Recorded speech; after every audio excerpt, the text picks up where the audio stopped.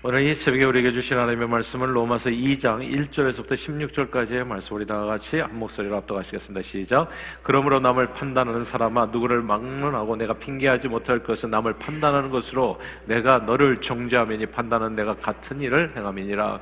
이런 일을 행하는 자에게 하나님의 심판이 진리대로 되는 줄 우리가 아노라. 이런 일을 행하는 자를 판단하고도 같은 일을 행하는 사람아, 내가 하나님의 심판을 피할 줄로 생각하느냐?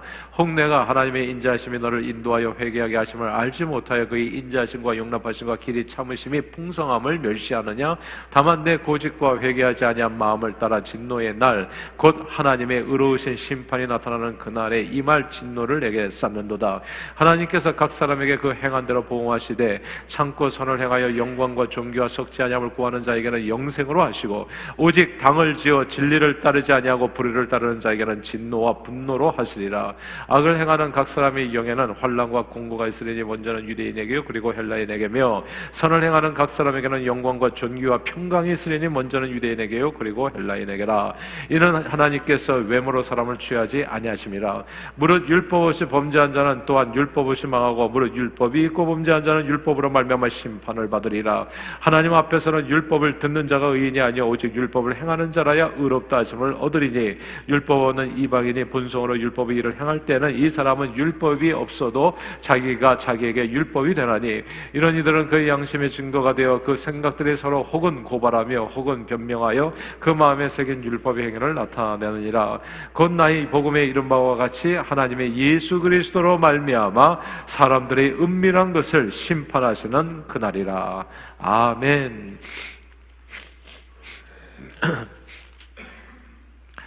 털어서 먼지 안 나는 사람은 없다는 말이 있습니다. 사람은 누구나 숨기고 싶은 어두운 사실이나 잘못한 점이 있고요, 그걸 작정하고 털면 반드시 나오니까 조심하자는 그런 뜻이지요. 영어로는 Nobody is perfect이 되겠습니다. 그러나 사람들은 종종 남의 잘못은 잘 보이잖아요. 남의 눈에 티는 잘 보이니까 남의 잘못에 대해서는 너무 쉽게 이야기하는 경향이 있습니다. 그래서 남의 잘못을 쉽게 지적하고 공격하면서 자기 문제를 이제 간과할 때가 있죠. 이게 굉장히 위험한 일입니다, 사실 하나님 앞에서. 그래서 자기도 별반 다를 바 없는 잘못을 저지르고도 현저하게 드러나지 않는 경우엔 내로남불이라는 말도 쓰잖아요. 부끄러움 없이 마치 자기는 아무 잘못이 없는 것처럼 똑같은 일을 저지르고도 그렇게 행동하고 다른 일을 정죄할 수 있습니다. 이제 성경에도 보면 이런 예들이 참 많이 나와요. 구약 성경 창세기 38장에 보면 야곱의 넷째 아들인 유다의 며느리 다말에 관한 이야기가 나오는데, 사실 남녀 간의 은밀한 문제는 제3자가 알기는 굉장히 어려워요.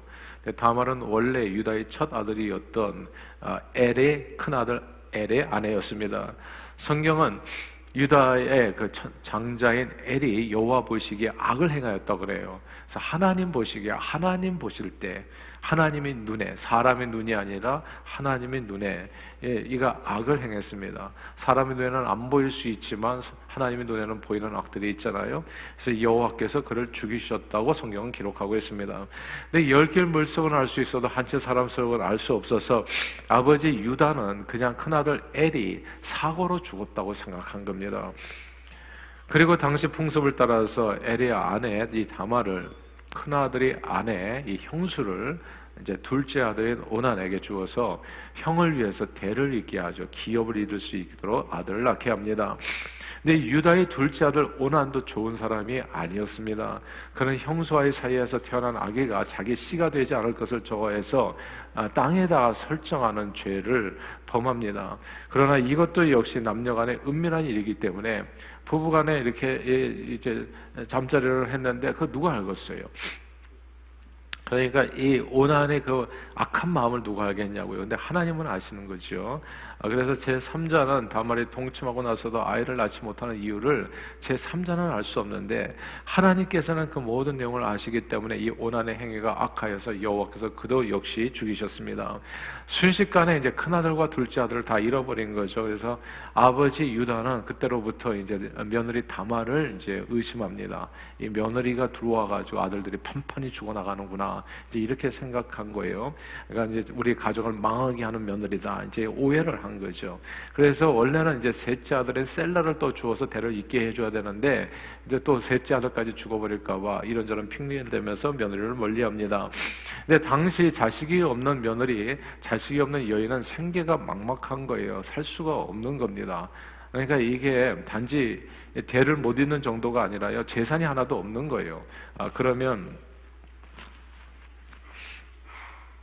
살기가 어려운 겁니다. 게다가 다말은 남편을 죽이는 여인으로 누명까지 쓰고 죄인 아닌 죄인으로 살게 된 겁니다. 너무나 억울한 삶이 된 거죠. 그러던 어느 날 이 시아버지 유다가 다른 동네로 마실을 가게 되었을 때 이제 시아버지도 혼자 살다 보니까 이제 이렇게 많이 적적했던 거죠. 그래서 창녀로 가장한 이 며느리 다말을 알아보지 못하고 그냥 담보로 자기 도장과 끈과 지팡이를 그에게다 주고 그다음 하룻밤에 이제 욕정을 풀게 됩니다. 이제 석 달쯤 지났을 때 누군가 유다에게 이제 며느리 다말이 행음해서 그 결과로 임신하게 되었다는 이야기를 전해줘요.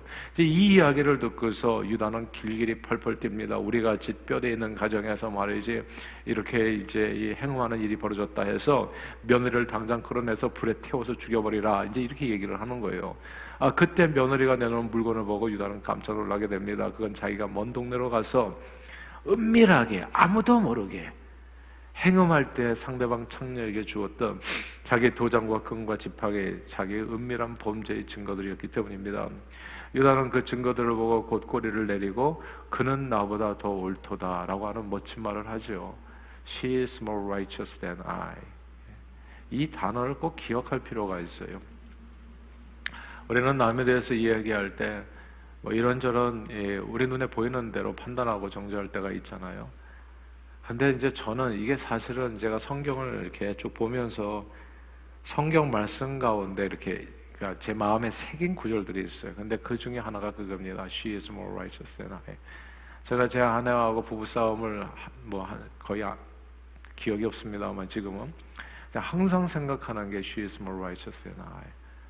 그러니까 내 눈에 보이는 그러니까 사람 눈에 보이잖아요. 상대방의 눈에 있는 티까지도.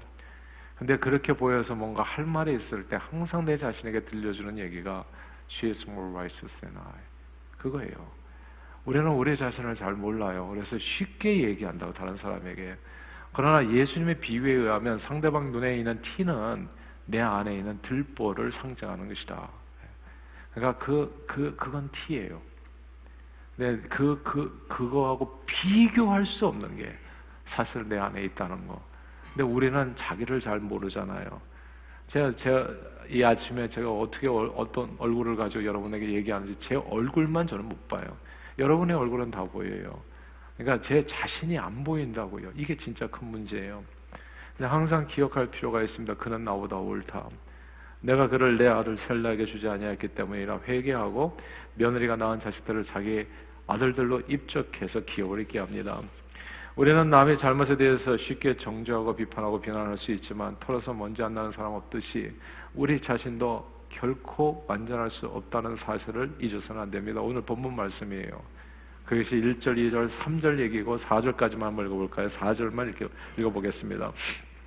로마서 2장 4절입니다. 함께 읽겠습니다. 시작. 혹 내가 하나님의 인자하심이 너를 인도하여 회개하게 하심을 알지 못하여 그의 인자하심과 용납하심과 길이 참으심이 풍성함을 멸시하느냐. 아멘. 여기서 하나님의 인자하심과 용납하심과 길이 참으심이 풍성함을, 이 구절을 주목해야 됩니다. 이게 되게 중요한 말씀이에요. 사실 내가 오늘날 목숨부터 살아있는 까닭은 사실 내가 다른 사람보다 어제 죽은 누구보다도 깨끗하고 거룩하고 온전하고 선하기 때문이 아니라 오직 하나님의 길이 참으시는 은혜 때문이라는 사실을 우리는 늘 기억해야 됩니다. 이 말씀 그대로 하나님의 임자하심과 용납하심과 길이 참으심이 그 은혜로 인해서 내가 오늘 여기 살아있다는 거. 제가 이 주의를 하면서도 저는 항상 그런 생각이 들어요. 제가 오늘날도 이렇게 말씀을 같이 나눌 수 있는 것은 오직 하나님의 은혜일 뿐이지, 이게 정말 내가 남보다 더 깨끗하고 능력 있고 거룩하고 이런 거하고 아무 상관이 없다는 생각입니다. 오직 하나님의 길이 참으시는 은혜로 오늘도 이 자리에 서서 오늘 이 새벽에도 여러분과 제가 나와서 주님 앞에 예배드리고 경배하고 찬양하고, 이것은 진짜 놀라운 특권이 아닐 수 없습니다. 누가복음 13장에서요 예수님께서는 실로암 망대가 무너지는 사고로 죽은 18명에 대해서 말씀하셨습니다. 그 사람들이 사고로 목숨을 잃은 까닭은 예루살렘에 거하는 모르는 사람들보다도 죄가 많기 때문이 아니라고, 그렇게 너희가 오해하지 않기를 바란다 말씀하셨어요.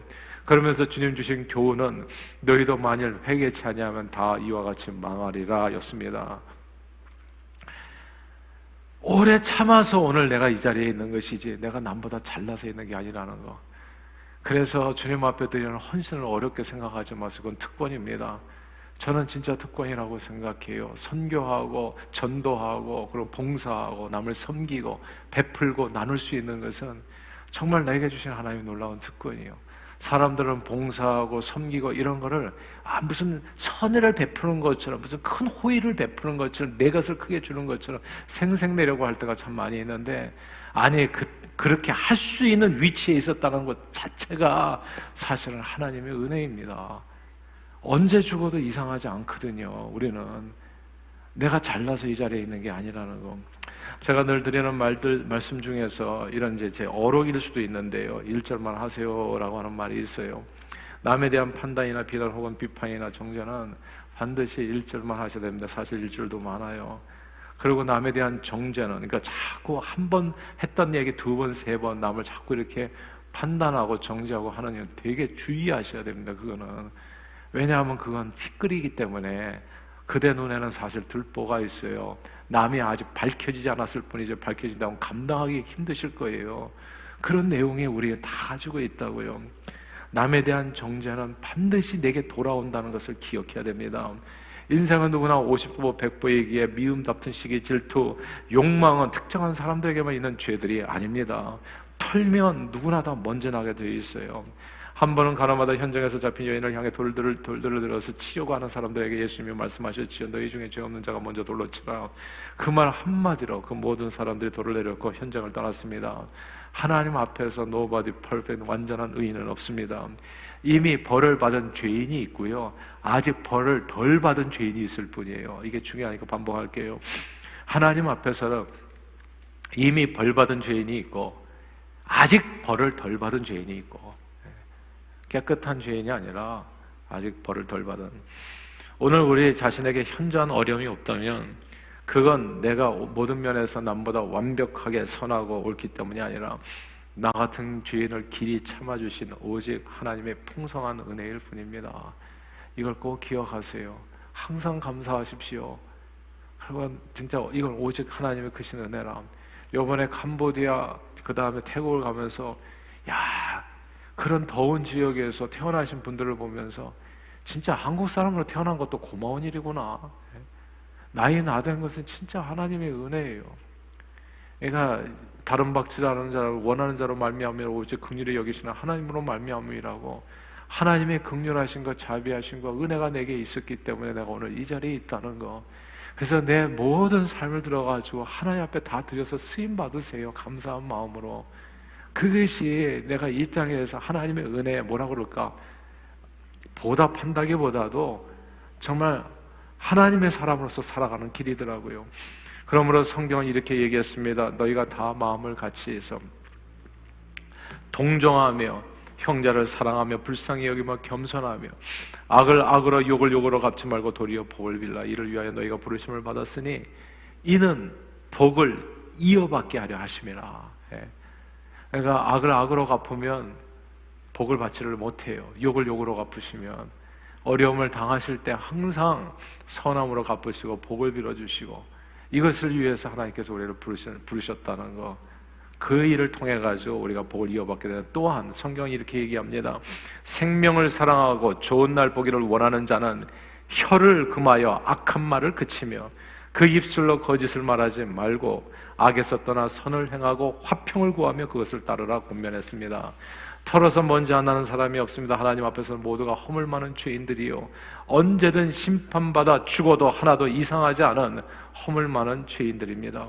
그래서요 오래 살려고 하지 마시고 하루를 살더라도 주의 영광을 위해서 살려고 애를 쓰십시오. 이게 또 중요하니까 반복할게요. 오래 건강하게 살려고 하지 마시고 하루를 살더라도 주의 영광을 위해서 삶을 들여 쓰임받는 삶을 목적으로 삶을 들이십시오. 그러면 모든 건강, 물질 그것은 저절로 임하는 거예요. 하나님의 나라와 의를 구하라. 그 목적으로 살아라. 그러면 이 모든 것은 너희가 구하지 않아도 다 너희에게 더하시라. 이것은 하나님의 약속인 겁니다. 그러므로 내가 오늘날까지 살아있는 이유는 사실 죄가 없기 때문이 아니라 내가 회개하여 돌아올 때까지 인자하심과 용납하심과 길이 참으심으로 나를 기다려주시는 오직 하나님의 은혜일 뿐. 그리고 하나님께서는 하나님의 영광을 위해서 내가 쓰임받기를 원하시기 때문에 나를 지금까지 이렇게 말하자면 살려두신 것뿐인 거죠. 그러므로 남을 판단하고 정죄할 때 늘 조심하고 또 조심할 수 있게 되기를 바랍니다. 제가 촛불 드는 사람 항상 얘기하는 이유가 있어요. 촛불 들지 마세요, 절대. 그리고 태극기도 들지 마세요. 항상 자신을 꼭 살피시기를 바랍니다. 이쪽 좌로나 우로나 치우치지 마시고 예수 그리스도만을 높이세요. 그리고 그분이 주신 사명, 그 사명을 향해서 삶을 위해서 쓰임 받으십시오. 사람들이 종종 그래요. 정의감에 무슨 정의감에 붙잡혀가지고 사이다 발언해가지고 사람들에게 인기를 얻기도 해요. 그러면 그런 목사님들도 계시더라고 보니까. 그러면 들을 때는 누군가는 시원해 막 열광하는 사람들도 있어요. 그런데 혹하지 마세요. 그게 다 마귀의 유혹인 겁니다. 왜냐하면 그 사이다 발언이 언젠가는 반드시 나를 향할 수 있다는 것을, 나를 향할 수 있다는 것을 기억해야 됩니다. 특히 부화 뇌동에서 주님의 몸된 교회에 대한 비판과 비난은 정말 조심하셔야 됩니다. 교회에서 예전에 과거에, 지금은 안 그래, 제가 그렇습니다만은 과거에 옛날에 그랬던 분들이 있어요. 그래서 셀모임에서 모여가지고 쓸데없이 그렇게 교회를 비판하는 거예요. 그러면 큰일 나요, 진짜. 큰일 나. 그 중에 한 사람도 살아남은 사람이 없어요. 결국은 신앙생활 다 종치게 되든지 그러고 반드시 어려움이 있습니다. 오래 못 가요, 그게. 그러니까 하지 말라는 것은 하지 말아야 됩니다. 성경에 하지 말라는 것은 정의 남을 비판하고 정죄할 일이 있다면 정말 1절만 하고 그 즉시 자기를 돌아봐야 됩니다. 교회가 나에게 뭘 해줄까를 생각하지 마세요. 내가 교회를 위해서 뭘 할까? 주님의 몸된 교회를 위해서 이미 받은 은혜가 너무나 많은 거거든요. 그 은혜를 가지고 내가 무엇을 할까를 생각해야지. 항상 그냥 받을 거를 생각해서 이것도 없고 저것도 없고 그러면 맨날 입에서 불평과 불만밖에 나오는 게 없어요. 그 이스라엘 백성들 광야에서 다 엎드려 죽었던 그 사람들처럼.